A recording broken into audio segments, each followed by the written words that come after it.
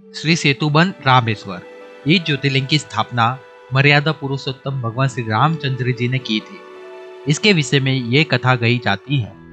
जब भगवान श्री रामचंद्र जी लंका पर चढ़ाई करने के लिए जा रहे थे, तभी इसी स्थान पर उन्होंने समुद्र तट की बालुका से शिवलिंग बनाकर उसका पूजन किया था। ऐसा भी कहा जाता है कि इस स्थान पर ठहरकर भगवान राम जल पी रहे थे कि आकाशवाणी हुई कि मेरी पूजा किए बिना ही जल पीते हो।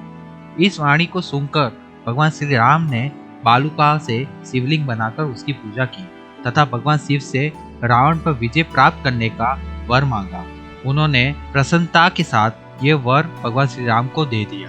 भगवान शिव ने लोक कल्याणार्थ ज्योतिर्लिंग के रूप में वहां निवास करने की सबकी प्रार्थना भी स्वीकार कर ली। तभी से ये ज्योतिर्लिंग वहां विराजमान है।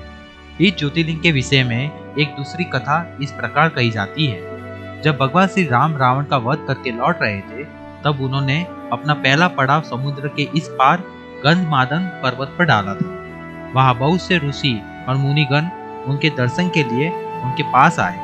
उन सभी का आदर सत्कार करते हुए भगवान राम ने उनसे कहा कि कुल सत्य के वंशज रावण का वध करने के कारण मुझ पर ब्राह्मण हत्या का पाप लग गया है।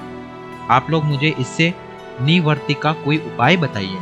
ये बात सुनकर वहां उपस्थित सारे ऋषियों मुनियों ने एक स्वर से कहा कि आप यहाँ शिवलिंग की स्थापना कीजिए, इससे आप ब्राह्मण हत्या के पाप से छुटकारा पा जाएंगे। भगवान श्री राम ने उनकी ये बात स्वीकार कर हनुमान जी को कैलाश पर्वत जाकर वहां से शिवलिंग लाने का आदेश दिया।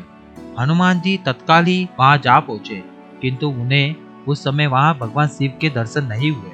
अतः वे उनका दर्शन प्राप्त करने के लिए वहीं बैठकर तपस्या करने लगे। कुछ काल पश्चात शिव जी के दर्शन प्राप्त कर हनुमान जी शिवलिंग लेकर लौटे, किंतु तब तक शुभ मुहूर्त बीत जाने की आशंका से यहाँ सीता जी द्वारा शिवलिंग की स्थापना कराया जा चुका था। हनुमान जी को ये सब देखकर बहुत दुख हुआ।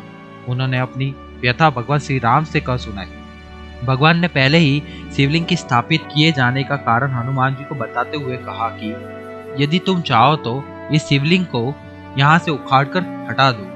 हनुमान जी अत्यंत प्रसन्न होकर उस शिवलिंग को उखाड़ने लगे, किंतु बहुत प्रयत्न करने पर भी वह तट से मस नहीं हुआ। अंत में उन्होंने उस शिवलिंग को अपनी पूंछ में लपेटकर उखाड़ने का प्रयत्न किया, फिर भी वह ज्यों का त्यों अड़िग बना रहा। उल्टे हनुमान जी धक्का खाकर एक कोस दूर मूर्छित होकर जा गिरे। उनके शरीर से रक्त बहने लगा। ये देखकर सभी लोग अत्यंत व्याकुल हो उठे। माता सीता जी पुत्र से भी प्यारे अपने हनुमान जी के शरीर पर हाथ फेरती हुई विलाप करने लगी। मूर्छा दूर होने पर हनुमान जी ने भगवान श्री राम को परम ब्रह्मा के रूप में सामने देखा। भगवान ने उन्हें शंकर जी की महिमा बताकर उनका प्रबोध किया। हनुमान जी द्वारा लाए गए शिवलिंग की स्थापना भी वहीं पास में करवा दी। स्कंद पुराण में इसकी महिमा विस्तार से वर्णित है। इस तरह के भगवान से जुड़े इतिहास को जानने के लिए हमारे त्रिमूर्ति मोक्ष चैनल को सब्सक्राइब करना ना भूलें। धन्यवाद।